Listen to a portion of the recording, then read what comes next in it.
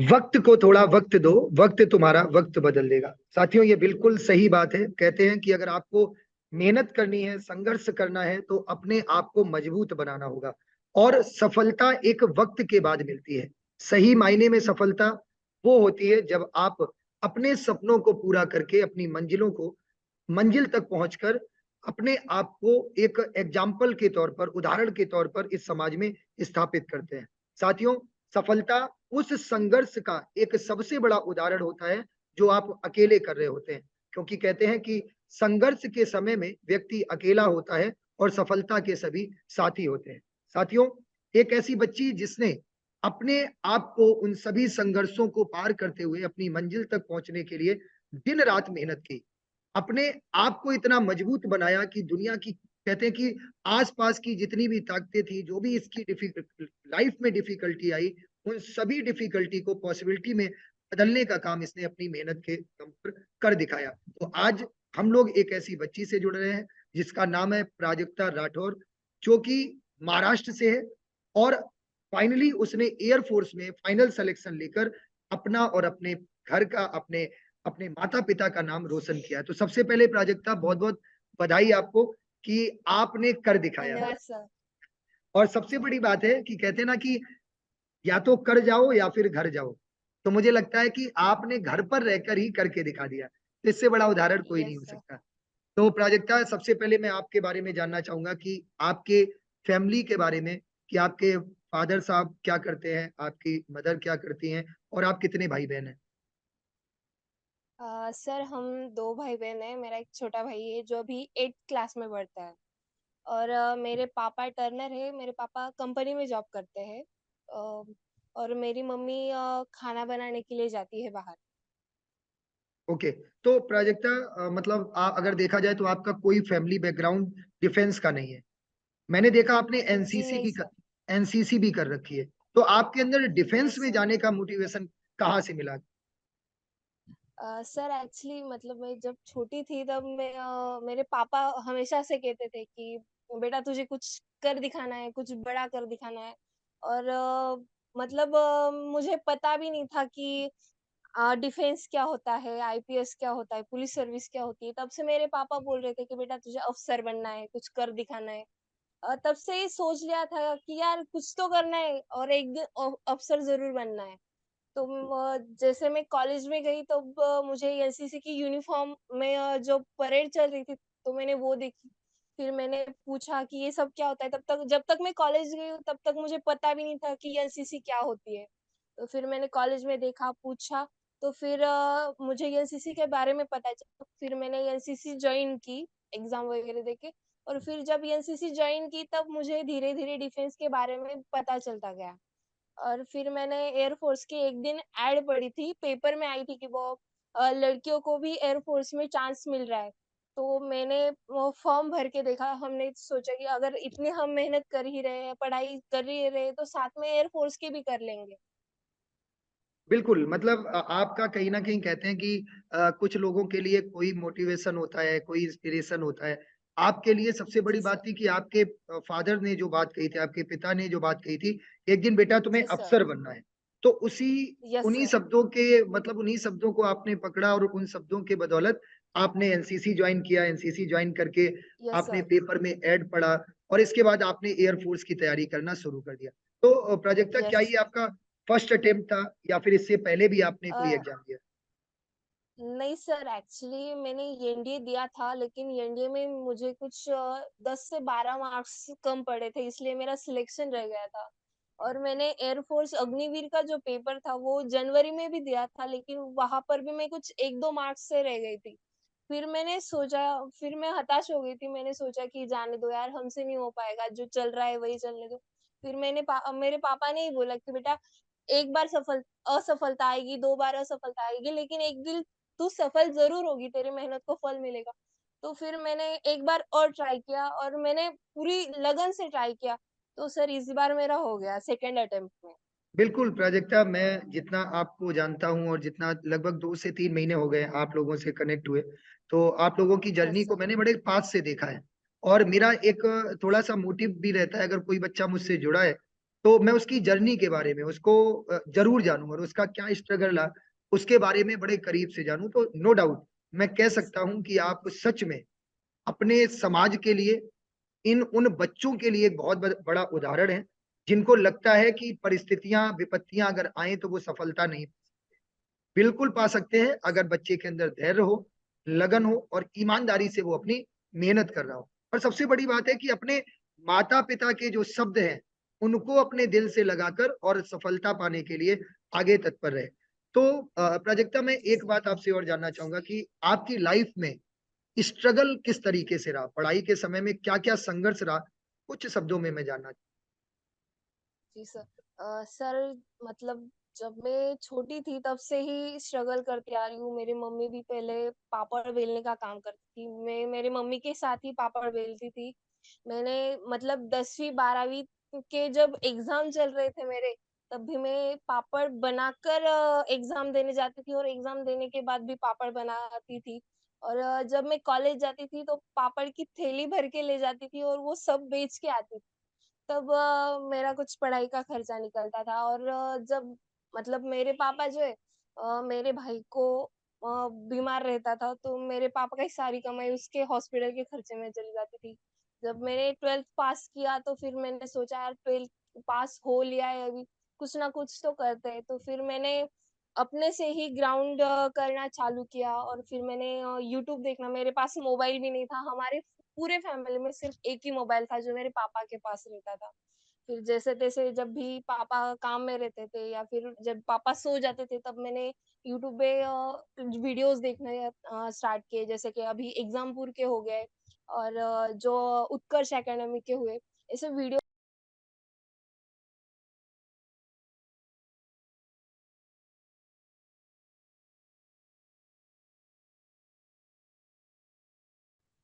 प्राजक्ता मैं मुझे लग रहा है कि आप काफी भावुक भी है और मैं भी थोड़ा सा भावुक हो गया कि एक बच्चे के लिए कितना मुझे डॉक्टर एपीजे अब्दुल कलाम का वो संघर्ष याद आ रहा है कि जो मतलब इमली के बीज बेच के और पेपर बेच के अपना अपनी पढ़ाई की, बहुत स्ट्रगल किया, लोगों के ताने सुने। तो मैं वो भावुकता आज आपके चेहरे पे साफ देख सकता हूँ। मैं भी बहुत भावुक हूँ सच में। और मैं बिल्कुल ये कह सकता हूँ कि आपकी जर्नी है ना आपको और ज्यादा मजबूत बनाएगी। आपका जो यस संघर्ष है ना सर। वो आपको और ज्यादा मजबूत बनाएगा। जितना मैं आपको जानता जी हूँ, सर। मैं इतना ही कहूंगा कि आपकी मेहनत एक दिन आपको अफसर भी बनाएगी। आपके बदन पर यस वर्दी सर। आ गई है, कंधे पर सितारे भी आएंगे, ये मैं बिल्कुल एकदम विश्वास के साथ कह सकता हूँ। धैर्य मत खोना और यस सर। अपनी संघर्ष को अपनी ताकत बनाना। क्योंकि मैं यस सर। उस चीज को समझ सकता हूँ कि एक लड़की के लिए कितना कठिन होता है वो दौर, जब वो एक समझिए 10th क्लास में रहते हुए पापड़ बनाना, पापड़ बना के उन पापड़ों को बेचना, उससे पढ़ाई का खर्चा निकालना। और मैंने हमेशा आपके चेहरे पे एक स्माइल देखी है, एक पॉजिटिविटी देखी है। मैं जहां भी आपको देखता हूँ, चाहे मैं आपके इंस्टाग्राम अकाउंट पे कभी देखा हो, मतलब एक हमेशा एक पॉजिटिविटी मैंने देखी। मैंने कभी वो जो संघर्ष है ना वो आपके चेहरे पर कभी हावी नहीं होते देखा है।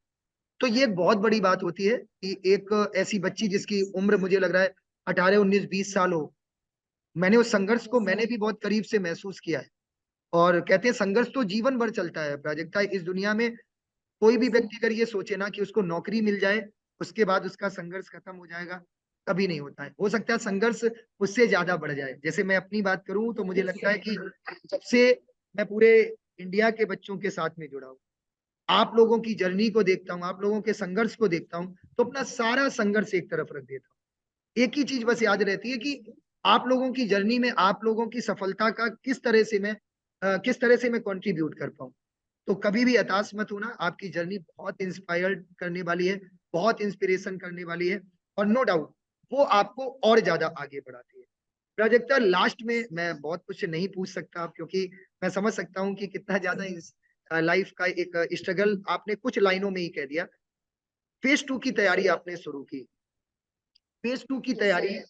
आपने कैसे शुरू की? आपने, जैसा कि मुझे पता है आप ऑनलाइन के माध्यम से हमसे जुड़े, एग्जाम्पल डिफेंस वॉरियर से जुड़े, यस सर। तो शुरुआती दिनों में और आखिरी दिनों में के बीच का जो गैप रहा या बीच का जो सफर रहा, उसमें कौन कौन सी ऐसी चीजें रही जिसने आपको बहुत ज्यादा इंस्पायर किया? सर मैं मराठी माध्यम से पढ़ी हुई हूँ, तो मुझे पहले तो एक ही डर लग रहा था, मतलब मुझे इंग्लिश आती है, समझ आती है, लेकिन मैं बोल नहीं पाती। वही डर था कि यार अभी जैसे-तैसे हमने पेपर तो क्लियर कर लिया है, लेकिन अब अगला कैसे होगा? जो जीडी का है, जो ग्रुप डिस्कशन होगा, उसमें हम क्या बोलेंगे, कैसे बोलेंगे? अगर मतलब मैं कुछ समझ नहीं पा रही थी, मैंने बहुत पढ़ा, टॉपिक्स पढ़े, वीडियोज़ देखे, फिर जब मैं एग्ज़ामपुर के वीडियोज़ ले रही थी रिटन एग्जाम के, तभी मैंने आपकी वीडियो शॉर्ट्स में देखे थे कि अब ऑफलाइन भी आप ऑनलाइन शुरू होने वाली फ्री बैच, क्योंकि मेरे पास तभी पैसे नहीं थे ऑनलाइन बैच में खरीद सकूं या फिर कोई पीडीएफ खरीद सकूं इसके लिए। और जब आपकी फ्री ऑनलाइन बैच आई, जब मैंने सुना तो मुझे बहुत खुशी हुई थी, क्योंकि मैंने आपके इंग्लिश के वीडियोस लिए थे और जब आपसे मैंने इंग्लिश सीखी तो मेरे कॉन्फिडेंस लेवल, मतलब मेरा ग्रामर भी बहुत बहुत वीक था सर। एक्चुअली मैं ग्रामेटिकल मिस्टेक्स बहुत करती थी, मैंने 10वीं 12वीं के पेपर में भी बहुत मिस्टेक्स की थी। तो मैंने फिर मेरे जो पेपर का रिजल्ट आया उसमें देखा कि यार इंग्लिश का स्कोर तो पहले से बहुत अच्छा है। ये तो पहले इसमें मेरा स्कोर मैं आपको बता भी नहीं सकती थी। ओके। इसलिए मैंने इंग्लिश की पहली क्लास ली, फिर मैंने पहली बार जब वीडियो बनाया तो आपने ही मुझे बताया था कि आप कॉन्फिडेंस लाओ, तो मुझ में बिल्कुल कॉन्फिडेंस नहीं था। मैं ऐसे स्टेज पे बोल लेती थी, लेकिन मुझे आज तक मराठी में या फिर हिंदी में ही बोलने की आदत थी। मैंने अभी इंग्लिश का वर्ड कभी भी स्टेज पे नहीं बोला था या किसी के सामने नहीं बोला था। इसलिए मैंने फिर पहला वीडियो बनाया। मैंने एक वीडियो बनाने के लिए मुझे कम से कम 1 या 2 घंटे लग जाते थे सर, ओके। बहुत मिस्टेक्स होती थी, बहुत कॉन्फिडेंस लो होता था। लेकिन जैसे-जैसे मैं आपकी क्लास करती गई, वैसे-वैसे मेरे कॉन्फिडेंस लेवल बढ़ता गया और मेरी इंग्लिश तो अच्छी हुई, उसके साथ हिंदी भी अच्छी होने लगी। ओके, अच्छा, मतलब हिंदी भी काफ़ी अच्छी हुई, बहुत बढ़िया। मतलब ये तो मैं पहली बार एज़ अ इंग्लिश टीचर, मतलब मुझे थोड़ा प्राउड फ़ील हो रहा है कि मेरी वज़ह से किसी की हिंदी भी अच्छी हो गई। तो यस सर। प्राजक्ता, मैं लास्ट में एक चीज़ आपसे और पूछना चाहूँगा। इस समय एयर फ़ोर्स फेज़ 2 की तैयारी, एग्ज़ाम्पल डिफेंस वॉरियर से अभी हम लोग ऑनलाइन क्लास, फ्री क्लास चला रहे हैं। अभी ऑफ़लाइन फ्री जी सर। क्लास चला रहे हैं। इवन पास में हमारे बच्चे भी बैठे हुए थे, है ना? ऑफ़लाइन क्लास भी ले रहे हैं। तो उन सभी बच्चों के लिए आप क्या मैसेज देना चाहोगी जो बच्चे एयर फ़ोर्स फेज़ 2 की तैयारी कर रहे हैं, और उन बच्चों के लिए जिनकी इंग्लिश वीक है? सर मैं तो एक ही सलाह देना चाहूँगी उनको। एक्चुअली वो एग्जाम्पल टीम से और आपसे जुड़े रहे ना, तो उनकी इंग्लिश और हिंदी दोनों अच्छी होगी और उनका कॉन्फिडेंस लेवल भी बहुत ज़्यादा बढ़ जाएगा। अच्छा, क्योंकि थैंक सर यू। मुझे हाँ, पहले जी, मुझे हाँ, बोलिए। आपसे मतलब बोलने बात करने में भी हिचकिचाहट होती थी, यार सर से कैसे बात करूँ? मुझे तो हिंदी भी बोलनी नहीं आती ठीक से। जैसे लेकिन जिस तरह से आप बोलते हैं हमसे, हम स्टूडेंट्स से कांटेक्ट रखते हैं, मतलब उस जर्नी में मेरा कॉन्फिडेंस लेवल बढ़ा है और मैं सब बच्चों को यही कहना चाहूंगी कि आपसे जुड़े रहे, आपकी इंग्लिश भी अच्छी होगी और कॉन्फिडेंस लेवल भी बढ़ेगा।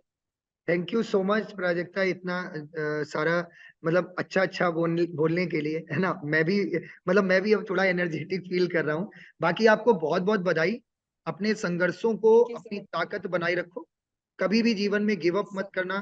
संघर्ष ही जीवन है, लाइफ में ये सारी चीज़ें आती रहती हैं। अकेले ही लड़ना होता है वो युद्ध जो खुद के विरुद्ध होता है। Yes sir. क्योंकि आप सफल हो यस सर। जाएँगे, तो दुनिया आपको सलाम करेगी, लोग आपके संघर्ष को कभी नहीं देखते हैं। आप कितना भी संघर्ष कर लें, लेकिन अगर सफल नहीं हुए, तो लोग कहेंगे कि उसने कुछ नहीं किया। लेकिन अगर आप सफल हो गए, तो हर व्यक्ति आपकी तारीफ़ करेगा, हर व्यक्ति आपके साथ होगा। वो भी लोग आपके अपने साथ होंगे, जिन्होंने कहा था कि तुमसे नहीं हो पाएगा। तो याद रखो यस कि सर। मेरा मानना है कि कर दिखाओ कुछ ऐसा कि दुनिया करना चाहे आपके जैसा, और आपने वो उदाहरण प्रस्तुत कर दिया है अपने स्ट्रगल करके और उन सभी परेशानियों को एक तरफ रख के। अपने चेहरे पे हमेशा एक प्यारी-सी स्माइल रख के कि नहीं, लोग संघर्ष करने के बाद भी मुस्कुरा सकते हैं। लोग संघर्ष करने यस के सर। बाद भी खुश रह सकते हैं।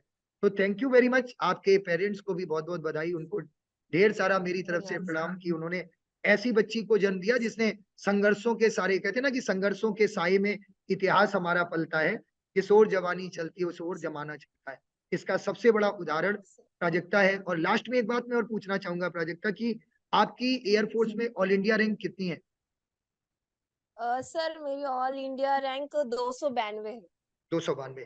तो बहुत बहुत बधाई, आपकी रैंक भी यस बहुत अच्छी है। अब जल्दी से नीली वर्दी पहनकर जमीन से आसमान तक का सफर तय करना है और आगे कंधे पर सितारे भी लगाने हैं, क्योंकि अभी एक सपना यस और सर। बाकी है। तो thank you very much Prajakta, yes जुड़ने के लिए थैंक यू वेरी मच। हमारे उन सभी बच्चों को मोटिवेट करने के लिए जो डिफेंस की तैयारी कर रहे हैं, और ये मुझे पूरा भरोसा है कि जो भी बच्चा डिफेंस की तैयारी कर रहा है, इस वीडियो को देखने के बाद वो निश्चित रूप से अपने इस वीडियो को शेयर करने से नहीं रोक पाएगा, और वो भी अपने जीवन में कुछ ऐसा करना चाहेगा कि अगली प्राजक्ता वो भी बन सकती है, वो भी बन सकता है, वो यस भी अपनी जर्नी को पूरा कर सकता है। थैंक यू वेरी मच सभी को, thank you so much again Prajakta, God bless you. मस्त रहिए, स्वस्थ रहिए थैंक यू और सर। अपनी अपनी जर्नी को एंजॉय करिए। Yes thank you very much. Yes sir.